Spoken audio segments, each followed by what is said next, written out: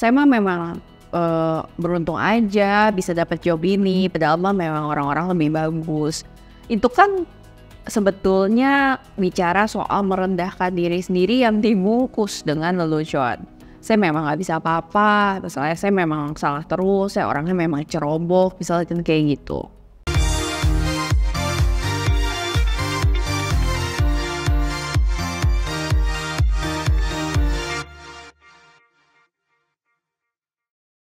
Pernah nggak sih sahabat Betsaida mendengar, misalnya, saya bisa di sini itu hanya karena beruntung?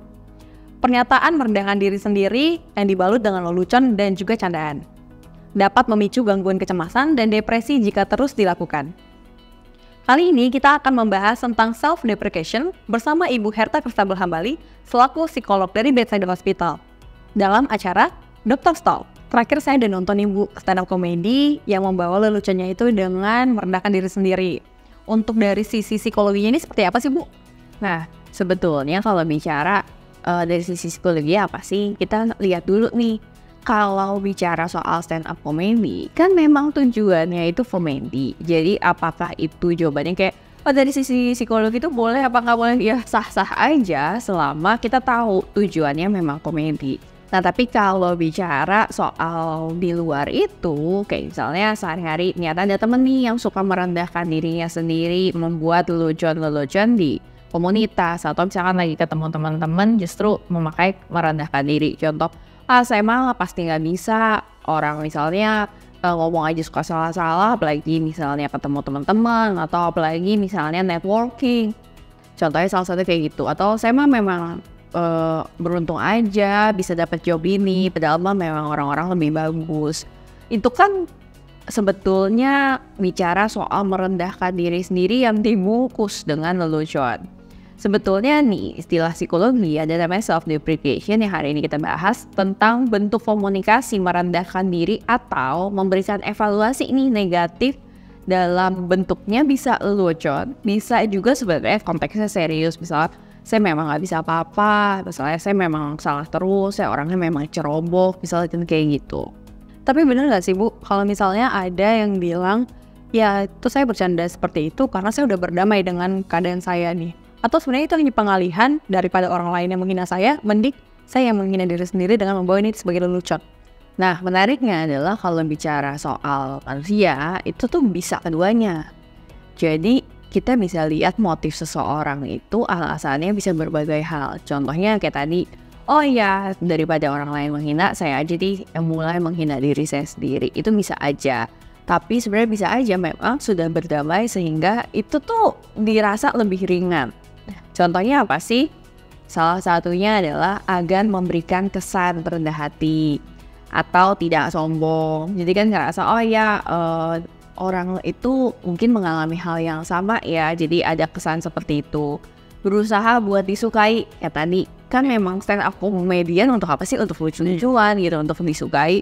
Ya itu juga bisa jadi salah satu caranya untuk disukai atau menghibur dan mencairkan suasana, jadi nggak kaku gitu. Ya saya kan memang begini, orangnya agak-agak lupa sedikit dan orang ketawa, itu kan mencairkan suasana. Tapi ada juga loh yang kayak tadi, kemungkinan justru memang dia rendah diri, makanya dia melakukan itu karena memang itu representasi dia sendiri nggak percaya diri terhadap dirinya. Jadi kalau seperti itu Bu, apakah ini buruk atau tidak? Oke, sebetulnya kalau bicara perilakunya merendahkan diri dalam bentuk lelucon atau serius, kita kan bicara soal baik dan buruk, kita bicara soal pertimbangkan alasannya, pertimbangkan tujuannya, pertimbangkan latar belakang orang itu dan waktu dan tempatnya. Jadi kita lihat situasinya.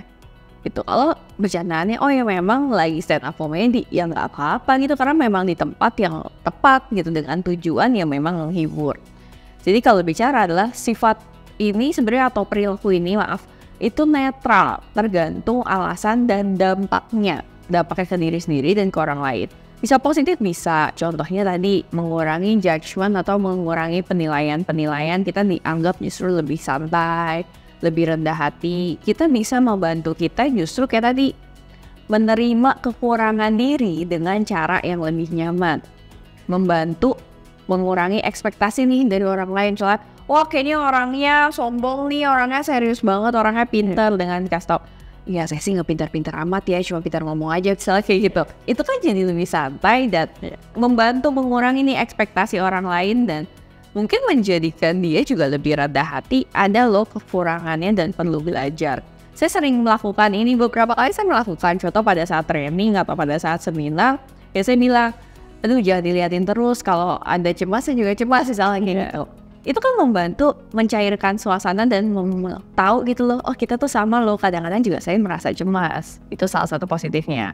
Tapi bisa nggak sih buruk? Jawabannya bisa. Namun selain dampak positif, tentu ada dampak negatifnya. Misalnya salah satunya self-sabotage, atau justru merasa diri sendiri itu negatif, jadi nggak bisa berkembang, jadi ngerasa pesimis terus, rendah diri, ataupun justru cemas menghadapi tantangan ataupun situasi yang kira-kira challenge nih, menantang buat kita. Justru kita memberikan kata-kata negatif terhadap diri kita sendiri sebelum justru memulai sesuatu.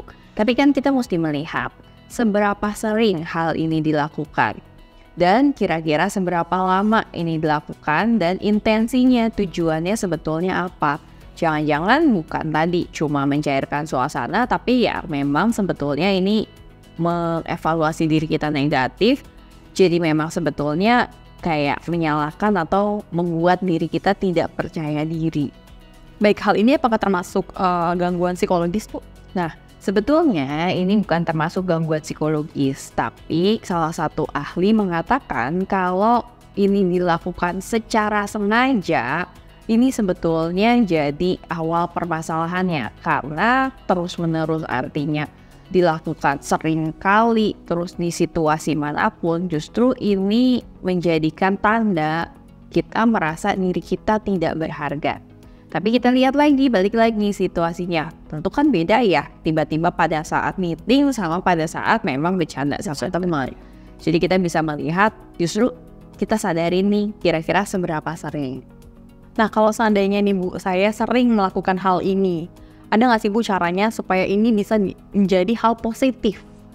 Oke, pertama adalah analisa dulu tujuan kita melakukan ini apa. Yang kedua adalah kita tanya ke diri kita sendiri, apakah saya betul-betul merasa kayak tadi rendah diri, gak percaya diri, justru malah bikin saya cemas atau buat saya pesimis, atau sebetulnya ya saya sadarin memang ini untuk mencairkan suasana. Jadi kita menganalisa dulu nih diri kita sendiri. Nah, kalau memang ini sifatnya, kok kayaknya saya justru malah pencemas, saya justru malah kayak sabotage diri saya sendiri atau membuat diri saya ngerasa nggak bisa. Nah, perlu pelan-pelan buat merubah. Artinya apa sih? Mulai mau menerima pujian saya. Wah, kamu hebat. Nggak cuma bilang kok, oh saya mah beruntung aja, emang yang lain nggak mau, jadi cuma saya doang pesertanya. Tapi kamu bisa bilang, oh ya terima kasih ya. Simple, jadi mau menerima pujian. Menyadari setiap orang ada buruknya, tapi ada baiknya juga. Jadi memberikan evaluasi yang saya bilangnya biasanya netral. Jadi oke, saya memang kurangnya di sini dan diketawain gitu. Tapi saya juga punya loh kelebihan lain. Yang ketiga adalah tahu kelebihan dan udah tahu nih kelebihan dan apresiasi dan memberikan rasa terima kasih buat diri saya sendiri. Dan kita melihat adalah tujuan kita. Kita tahu untuk menganalisa, kita tahu untuk saya tahu nih kekurangan saya, tapi kita tahu tujuan kita adalah improvement. Bagaimana supaya saya lebih baik, bagaimana justru komunikasi saya lebih lancar tanpa membuat orang lain tidak nyaman ataupun diri sendiri juga tidak nyaman. Terima kasih banyak Ibu untuk tipsnya. Ada pesan Bu untuk sahabat bedside yang ada di rumah? Nah, bicara self-deprecation, bicara soal sebetulnya kita mengevaluasi diri. Nggak salah kok kadang kita mengevaluasi diri dan kadang kita menertawakan diri. Kadang juga saya menertawakan diri saya, menertawakan kehidupan kita gitu. Ya. Karena ya memang itu cara kita membuat diri kita juga rileks. Tapi jangan lupa juga kita perlu loh mengapresiasi kelebihan kita, mengapresiasi bagaimana kita menyelesaikan masalah. Sehingga seimbang, kita belajar mengevaluasi diri, tapi netral, ada yang baik ataupun yang buruk. Itu dia tadi beberapa penjelasan tentang self-deprecation bersama Ibu Herta Kristabel Hambali. Semoga bermanfaat untuk kita semua. Bagi sahabat Betsaida yang ingin bertanya, bisa langsung tulis di kolom komentar atau konsultasikan langsung di Betsaida Hospital. Ikuti terus informasi seputar kesehatan lainnya dengan like dan subscribe channel Betsaida Hospital. Salam sehat, Betsaida bersamamu.